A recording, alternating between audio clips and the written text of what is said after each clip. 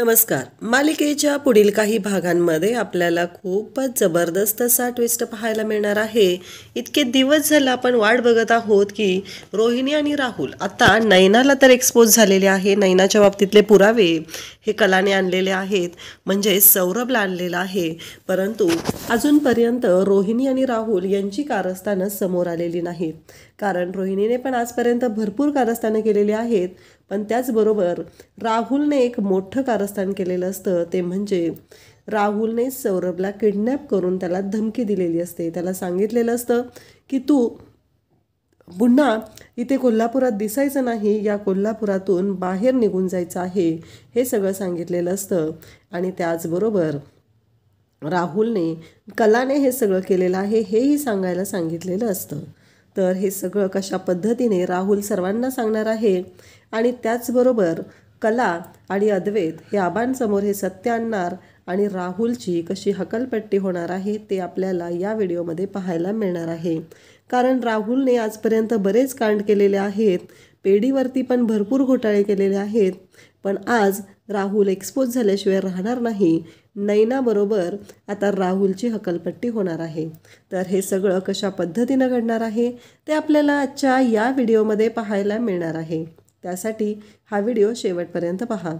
तर इकडे कला आता सौरभला शोधायला निघालेली असते आणि मग सौरभच्या घरापाशी ती गेलेली असते. तिच्यासोबत अद्वैतही आलेला असतो. पण अचानक इकडे कलाला सौरभ दिसतो आणि मग कला गाडीतून उतरते आणि सौरभच्या मागे धावू लागते. सौरभ काही तिला सापडत नसतो. रिक्षा करून तो निघून जातो. त्या क्षणी कला दुसरी रिक्षा पकडते आणि दुसऱ्या रिक्षेने ती पुन्हा जाऊ लागते. आणि मग त्या रिक्षावाल्या काकांना ती सांगते की समोरची जी रिक्षा आहे ना, त्याला ही आडवी रिक्षा घालायची आहे आणि त्याला ते बाहेर घ्यायचं आहे असं सांगितल्यानंतर आता मात्र इकडे कला त्या सौरभला त्या रिक्षातून बाहेर खेचून काढते. सौरभला जेव्हा तिने बाहेर खेचून काढलेलं असतं त्याचबरोबर आपल्याला पाहायला मिळतं की सौरभला तिने जाब विचारते. त्याची कॉलर पकडलेली असते. त्याला विचारू लागते की तुझं हे सगळं काय चाललेलं आहे, तू कुठे पळून चालला होता, काय चाललंय तुझं हे सगळं, असं म्हणत कला त्याला जाब विचारत असते. कला त्याला विचारत असते की तू हे सगळं का केलंस. तेव्हा तो म्हणतो की आता इतके दिवस माझ्या लायसन्सचा प्रश्न होता, पण आता जो प्रश्न आहे तो माझ्या जीवनमरणाचा प्रश्न आहे.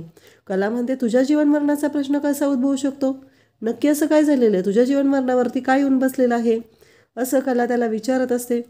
तेव्हा तो विचार सांगू लागतो की मला हे सगळं नैनाने करायला सांगितलं होतं, नैनाचं हे नाटक होतं आणि त्याचबरोबर आता सर्व गोष्टी घडत आहेत त्या विचित्र पद्धतीनं घडत आहेत. काल राहुल आला होता आणि राहुलने मला किडनॅप केलं होतं. राहुल मला सांगत होता की काही झालं तरी मी कलाचं नाव तिथे घ्यायचं आहे, अन्यथा हे शहर सोडून मी निघून जायचं आहे, असं मला राहुलने सांगितलेलं होतं, असं कला सांगत असते. कलाला सौरभ सांगत असतो. तेव्हा मात्र कला म्हणत असते काय सांगतोस तू, हे राहुलचा काय संबंध आहे या सगळ्याशी. तेव्हा मात्र इकडे सौरभ म्हणत असतो की मला नाही माहिती, कारण इतके दिवस या सगळ्यामध्ये नैना सामील होती, पण आता नैना एक्सपोज झालेली आहे त्यानंतर राहुलही या सगळ्यामध्ये सामील झालेला आहे, त्यालाही ही गोष्ट नको आहे, असं कलाला सौरभ सांगत असतो. तेवढ्यात अद्वैत तिथं आलेला असतो. अद्वैत म्हणतो काय संबंध आहे, तू याला का पकडलेला आहे, असं कलाला तो विचारू लागतो. तेव्हा कला सांगू लागते की हा जो सौरभ आहे यानेच रिपोर्ट दिले होते ना नैनाताई प्रेग्नंट असल्याचे, म्हणून त्याला विचारत आहे मी, आणि हाच सगळं खरं खोटं करू शकतो. तर अद्वैत म्हणत असतो म्हणजे तुला काय म्हणायचं आहे नक्की. तेव्हा कला सांगत असते की हो, मला हेच म्हणायचं आहे की हा जो आहे ना यानेच नैनाताई प्रेग्नंट असल्याचे रिपोर्ट दिलेले होते आणि नैनाताईचं जे ट्रीटमेंट होती ती याच्याकडे चालू होती. हे ऐकल्यानंतर सगळ्यांनाच आता तिथे अद्वैतला धक्का बसलेला असतो. अद्वैत म्हणत असतो की काय सांगतेस तू हे. तेव्हा कलाला तो म्हणू लागतो मग मला आणखी एक गोष्ट हवी आहे, ती म्हणजे तू त्या दिवशी याच्याकडे का गेली होती, याच्या हॉस्पिटलमध्ये का गेलेली होती. तेव्हा कला म्हणू लागते की त्याचं उत्तर सौरभच तुला देईल, असं म्हणत कला सौरभला बोलतं करते. तेव्हा सौरभ म्हणतो की त्या दिवशी कला माझ्याकडे आली होती, ती एकाच गोष्टीसाठी आली होती, ती म्हणजे की कलाला संशय आलेला होता की नैनाच्या प्रेग्नन्सीबाबत, म्हणून ती माझ्याकडे आलेली होती. तेव्हा अद्वैत म्हणतो काय, तुला संशय आलेला होता, पण तुला का संशय आला होता, कारण नैना तर प्रेग्नंट होती, त्याचबरोबर तिचं डोहाळ जेवण चालू करायचं होतं, एवढं सगळं होतं, मग तुला संशय का आलेला होता. तेव्हा कला सांगते की आपण दिव्याघरला जाणार होतो तेव्हा मात्र तुला आठवते का, आपल्या घरी ना डॉक्टर सौरभ आले होते, हे मला रजनी काकूने सांगितलं. तेव्हा मला अशी शंका आली की नैनाताईच्या बाबतीत असं काय आहे की डॉक्टर सौरभला आपल्या घरी यावं लागतंय. एकतर नैनाताई तिच्याबरोबर हॉस्पिटलला जाताना कोणालाही घेऊन जात नाही, ती एकटी जात असते आणि त्याचबरोबर तिची ही सगळी नाटकं चाललेली असतात. मग मला काय म्हणायचं आहे माहिती आहे का, हे सगळं जेव्हा घडत होतं तेव्हा मात्र इकडे या सर्व गोष्टी घडत होत्या तेव्हा माझ्या मनात संशय आला की असं काच घडतंय. कारण डॉक्टर सौरभला असं का वाटतंय की आपण नैनाताईच्या घरी जाऊन तिला ट्रीटमेंट करावी. म्हणून मी विचार केला आणि मी इकडं त्याला शोधायला आले होते, त्याला विचारायला आले होते. तेव्हा अद्वैत म्हणतो, तू त्याच दिवशी मला का सांगितलं नाही. तेव्हा कला म्हणत होते की मला त्याच दिवशी तुला सगळं सांगायचं होतं, पण प्रॉब्लेम असा होता की मला कळत नव्हतं की मी कशा पद्धतीनं हे सर्व सांगू. कारण ज्या गोष्टी घडलेल्या होत्या त्या इतक्या विचित्र होत्या की माझ्या कळण्याच्या पलीकडे होतं हे सगळं. तेव्हा मात्र इकडे कला अद्वैतला सांगत असते तेव्हा अद्वैतला धक्का बसलेला असतो, कारण हे इतकं विचित्र अशा पद्धतीनं घडलेलं असतं. आणि आता कला म्हणत असते की आता सगळा माझ्या संसारावर, माझ्या खरेपणावर सगळं आलेलं आहे आणि मला कळत नाही आहे की आता करायचं काय. हे सगळं कला बोलत असते त्यावेळेस अद्वैत म्हणत असतो की काय करायचं म्हणजे, आता याला घेऊन जायचं आहे आपण. तेव्हा तो म्हणत असतो की मला माझ्या जीवन मरणाचा प्रश्न आहे, मला मरणाची भीती वाटते, कारण मला ते लोक मारणार आहेत. हे ऐकल्यानंतर अद्वैत म्हणत असतो की ते लोक तुला का मारतील, काय संबंध त्यांनी मारण्याचा. तेव्हा तो सांगतो की राहुलने मला किडनॅप केलेलं होतं आणि राहुलने मला सांगितलेलं आहे की मी या कोल्हापुरात दिसायचं नाही, मी जर कोल्हापुरात दिसलो तर तो मला मारून टाकणार आहे. हे ऐकल्यानंतर इकडे अद्वैत म्हणू लागतो काय संबंध त्याचा. कारण मग इकडे सौरभ सांगत असतो की हो, त्याचा संबंध आहे या सगळ्याशी. कारण काहीही झालं तरीही जो आता नैना प्रेग्नंट होती इथंपर्यंत ठीक होतं, पण आता राहुल पण या सगळ्यामध्ये इन्व्हॉल्व्ह झालेला आहे.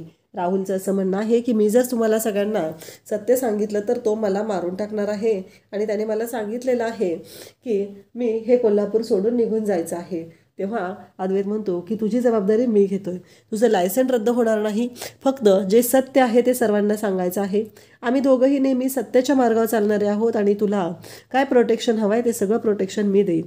आता अद्वैत चांदेकरने हे स्वतः शब्द दिलेला असतो आणि मग कला आणि अद्वैत सौरभला घेतात, घरी येतात आणि मग अद्वैत आल्या सगळ्यांना बोलवतो. आणि मग इकडे रोहिणीला कळतच नसतं की आता काय होणार आहे, कारण ते तर दोघं ओव्हर कॉन्फिडन्समध्ये असतात. राहुल आणि रोहिणी दोघंही फुल तयारीत असतात. त्यांचं असं चाललेलं असतं की आता ह्या सगळ्यांच्या समोर आता मजा येणार आहे. कारण सौरभ जरी आलेला असला तरीही सौरभ आपण जे सांगितलेलं आहे तेच सांगणार आहे असं इकडे रोहिणीला वाटत असतं.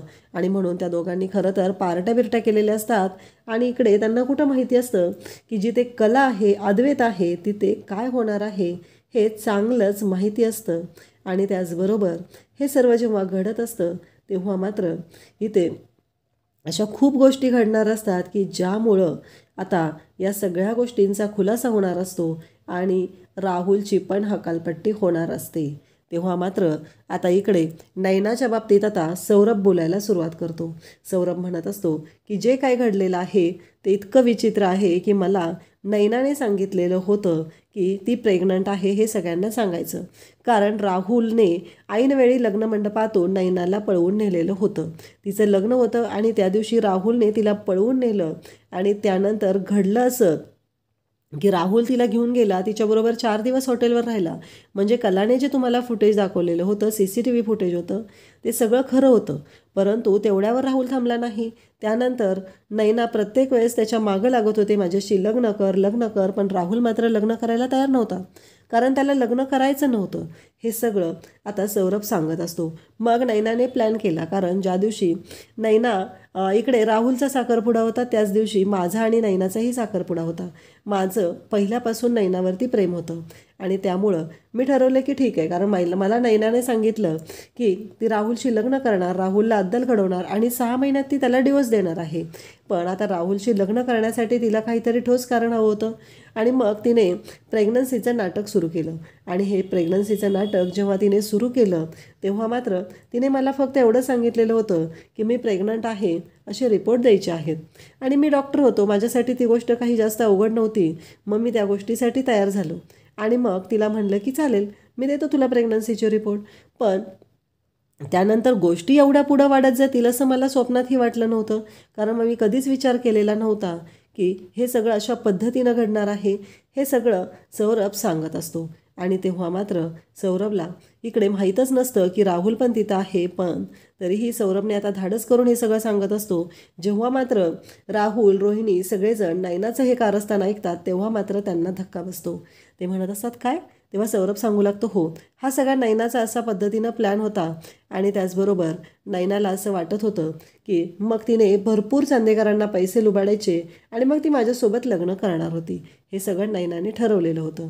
हे ऐकल्यानंतर सगळ्यांना धक्का बसतो. सगळेजण म्हणू लागतात, काय बोलतेस तू हे सगळं? तेव्हा सौरभ सांगत असतो की हो, जे खरं आहे ते मी बोलत आहे. आणि त्याचबरोबर नंतर सौरभ सांगतो की आता नयना तर एक्सपोज झालेली, पण तिने लग्न अजून माझ्याशी करत नव्हती. कारण ती सौरभला ती इकडे याला सोडत नव्हती. कारण जोपर्यंत तिने राहुलशी हे करणार नाही तोपर्यंत माझ्या बाबतीत हे सगळं अवघड होणार होतं. कारण माझ्याशी लग्न कधी करणार? जर तिने राहुलला डिवोर्स दिला तरच ती माझ्याशी लग्न करणार होती. आणि आता जेव्हा ती ती ही गोष्ट करायला तयार नव्हती तेव्हा तिला मी पैशांची मागणी करू लागलो. तेव्हा मात्र तिने मला घरातले सोनं नाणं होतं ते तिनं मला द्यायला सुरुवात केली. तिने पहिल्यांदा मला अंगठी दिली, त्यानंतर कानातले इयरिंग्स दिले आणि आत्ता तिने मला 10 लाख रुपये देणार होती. आणि ती कॅश पण तिने मॅनेज केलेली होती. आता जेव्हा सगळ्यांना धक्का बसतो की तिने कॅश कशी मॅनेज केलेली होती, या गोष्टीचा धक्का सगळ्यांना बसलेला असतो. सगळेजण विचार करत असतात. आणि त्याचबरोबर इकडे सौरभ सांगतो की नेमकं आत्ता हा सगळं बिंग फुटलं. आणि हे बिंग फुटल्यामुळं ती पूर्णपणे अडकली गेली. कारण तिला असं वाटलंच नव्हतं कधी की या सगळ्यामुळं ती अडकली जाईल. पण आता ती म्हणू लागले की बघ, आता तुला काय करायचं ते कर. कारण काहीही झालं तरी मी तुला पैसे देऊ शकत नाही. कारण माझ्या बाबतीत घरात सगळ्यांना कळलेलं आहे.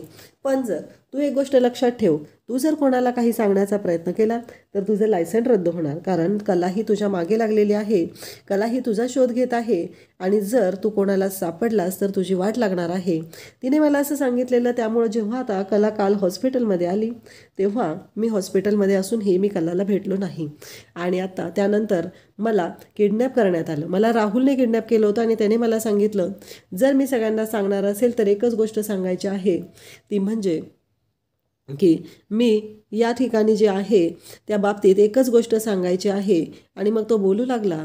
ती गोष्ट कोणती हा प्रश्न सगळ्यांना पडलेला होता. तर ती गोष्ट अशी होती की मी सगळ्यांना सांगायचं आहे की या सगळ्यामध्ये कलाही सामील होती. आणि हे मला राहुलने सांगायला सांगितलेलं. असं सांगितलेलं असतं. जेव्हा सौरभ हे सगळं सांगत असतो तेव्हा मात्र आता सगळ्यांनाच धक्का बसलेला असतो. आबा सौरभच्या खानदेशी कानाखाली देतात आणि म्हणतात, गेली 20 वर्ष झालं तुला आणि तुझ्या आईला मी सांभाळतोय, पण तुमच्या दोघांच्या अंगातली मस्ती मात्र कमी झालेली नाही. तेव्हा अद्वैतलाही खूप राग आलेला असतो. अद्वैत भयानक चिडलेला असतो. अद्वैत म्हणत असतो, काय म्हणजे तुम्ही खरेला त्यात अडकवण्याचा प्लॅन केलेला होता? एकतर ती नैना पाताळयंत्री आहे, मूर्ख आहेच. तिनेही मुद्दाम होऊन खरेचं नाव घेतलेलं आहे आणि आता तुम्हीही तेच केलेलं आहे.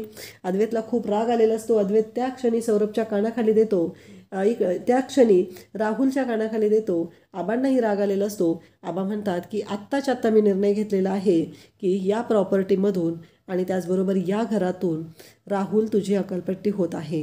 कारण मी तुला प्रॉपर्टीमधून बेदखल करत आहे. ऑलरेडी तुझ्या नावावर मी काहीही ठेवलेलं नव्हतं, पण माझ्या मनात काहीतरी पुढं मागं होतं. पण तू जर या घरच्या थोरल्या सुनेवरती अशा पद्धतीने आरोप लावून तिला घराच्या बाहेर काढण्याचं काम करत असशील, थोरल्या भावाच्या बाबतीत विरोधात जात असशील, तर मी हे कदापि शक्य होऊ देणार नाही. कारण हे सगळं जर तुमच्या लोकांच्या मनात असेल तर एक गोष्ट कायमस्वरूपी लक्षात ठेवा, काहीही झालं तरीही मी आता कोणाचं काहीही ऐकणार नाही. आणि त्याचबरोबर रोहिणीला पण आबा म्हणत असतात की तू पण आत्तापर्यंत भरपूर कांड केलेले आहेत. तूही आत्तापर्यंत अजिबात थांबलेली नाहीस. कारण तुझ्या डोक्यात हे भरपूर सुरू होतं. कारण काही झालं तरी तुला फक्त पैसा हवा होता. आता ह्या मुलासोबत तुझीही घराच्या बाहेर अकलपट्टी होत आहे. कारण तू तुझ्या मुलाला फूस लावलेली आहे म्हणून हे सगळं घडलेलं आहे. असं म्हणत आबांनी राहुल आणि रोहिणी यांनाही नैना घराबाहेर जाताच घराबाहेर हकललेलं असतं. आणि कला आणि अद्वैत पाहत असतात. कलाला मात्र कळत नसतं. कलाला असं वाटत असतं की बापरे, म्हणजे आपलं घर तुटलं गेलेलं आहे. या गोष्टीचा त्रास कलाला होत असतो. परंतु अद्वैत तिला समजावत असतो, तिला सांगत असतो की तू असा विचार करू नकोस खरे, कारण काहीही झालं तरी हे घर तुटलेलं नाही. कारण ही जी लोकं आहेत ना, त्यांनाच या गोष्टींची गरज नाही, त्यामुळं हे सगळं होत आहे. कारण या लोकांना जर गरज असती तर आज ती तेवढी हक्काने या घरामध्ये राहिली असती. कारण त्यांच्यासाठीही तेवढंच आजपर्यंत केलं गेलेलं आहे आणि घरची म्हणूनच त्यांना सांभाळलेलं आहे. परंतु जर त्यांच्या मनात काळबेर असेल तर तिथे आपण काहीही करू शकत नाही. हे सगळं बोलणं सुरू असतं आणि अद्वैत कलाला समजवतो, तू अजिबात विचार करू नकोस, सगळ्या गोष्टी ह्या व्यवस्थित होणार आहेत असं अद्वैत तिला सांगत असतो. आणि तिला म्हणत असतो, काळजी करायची काही गरज नाही, या घरातली ती घाण होती आणि घरातली घाण बाहेर पडलेली आहे असं अद्वैतने सांगितलेलं असतं आणि कलाला शांत केलेलं असतं. आबांनी पण जो निर्णय घेतलेला असतो त्या निर्णयामुळे अद्वैत त्या निर्णयामुळे राहुल आणि रोहिणी या दोघांचीही वाट लागलेली असते. आता कला अद्वैतचा सुखाचा संसार कशा पद्धतीने सुरू होणार का त्यामध्ये कांड करायला सरोज अजून आहेच हे आपल्याला पाहायला मिळणार आहे. त्यासाठी चॅनलला सबस्क्राईब करा. थँक्यू.